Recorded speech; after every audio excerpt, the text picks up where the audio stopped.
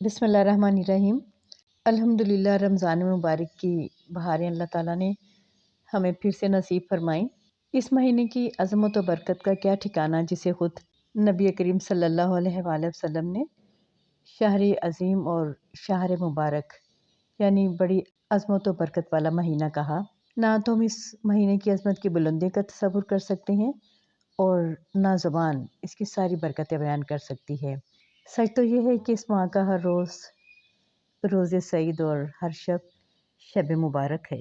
سامعین، اگر ہم اس مہینے کی عظمت کی طرف دیکھیں تو وہ اس طرح سے ہے کہ اس ماہ کے دامن میں وہ بیش بہارات ہے کہ اس ایک رات میں ہزاروں مہینوں سے بڑھ کر خیر و برکت کے خزانے لٹائے گئے اور لٹائے جاتے ہیں۔ وہ مبارک رات جس میں ہمارے رب نے اپنی سب سے بڑی رحمت ہمارے اوپر نازل فرمائی۔ سورۃ دخان میں ہے، ہم نے اسے کتاب مبین کو برکت والی رات میں اتارا۔ اس ماہ کی ہر گھڑی میں فیض و برکت کا اتنا خزانہ پوشیدہ ہے کہ نفل اعمال صالحہ فرض اعمال صالحہ کے درجہ کو پہنچ جاتے ہیں اور فرائض 70 گنا زیادہ وزنی اور بلند ہو جاتے ہیں۔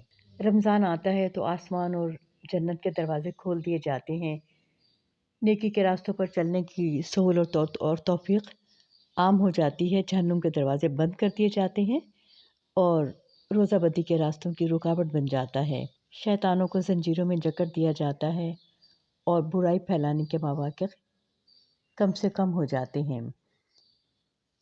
یہ حدیث بخاری و مسلم کی ہے، جس کے راوی ابو ہریرہ رضی اللہ تعالیٰ عنہ ہیں۔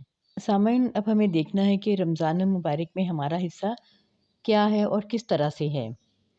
اس مہینے کی عظمت و برکت بلا شبہ عظیم ہے، لیکن ایسا بھی نہیں کہ اس کی رحمتیں اور برکتیں ہر اس شخص کے حصے میں آ جائیں جو اس مہینے کو پا لے۔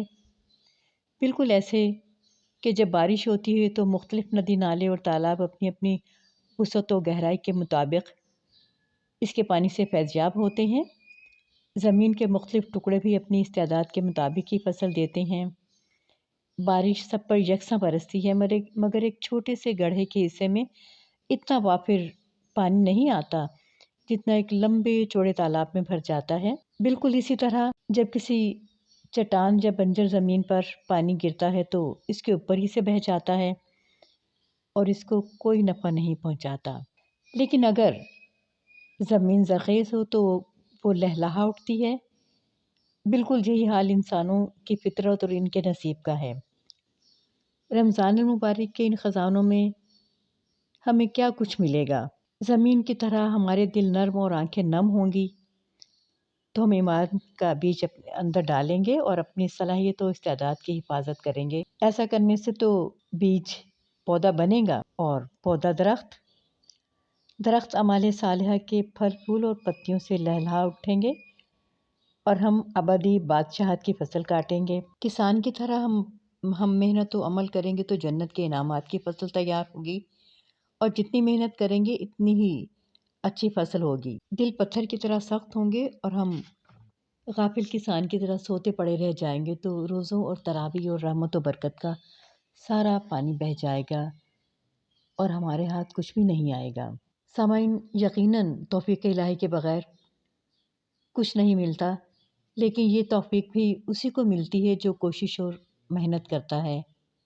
دیکھیے اللہ تعالیٰ کیا کہتا ہے، ہم اس کی طرف ایک بالش چلیں گے وہ ہماری طرف 2 بالش بڑھے گا، ہم اس کی طرف چلنا شروع کریں گے تو ہماری طرف دوڑتا ہوا آئے گا۔ یہ حدیث مسلم کی ہے، جس کے راوی ابو ذر رضی اللہ تعالیٰ عنہ ہیں۔ لیکن ہم کھڑے رہیں، پیٹ پھیر کر غافل اور لاپرواہ ہو جائے تو بتائیے کہ توفیق الہی ہمارے پاس کیسے آئے گی؟ تو ایسا نہ کیجیے کہ رمضان کا پورا مہینہ گزر جائے، رحمتوں اور برکتوں کے خم لونڈھائے جائیں اور ہم اتنے بد نصیب ہوں کہ ہماری جھولی خالی رہ جائے۔ کچھ کرنے کے لیے اور اپنے حصے کی رحمتیں لوٹنے کے لیے تیاری کر لینی چاہیے ہمیں، اور نبی کریم صلی اللہ علیہ وآلہ وسلم کی اس تنبیہ کو اچھی طرح سے یاد رکھنا چاہیے۔ حدیث ہے، کتنے روزہ دار ہیں جن کو اپنے روزوں سے بھوک پیاس کے سوا کچھ نہیں ملتا، اور کتنے راتوں کو نماز پڑھنے والے ہیں جن کو اپنی نمازوں سے رت جگہ کے سوا کچھ حاصل نہیں ہوتا۔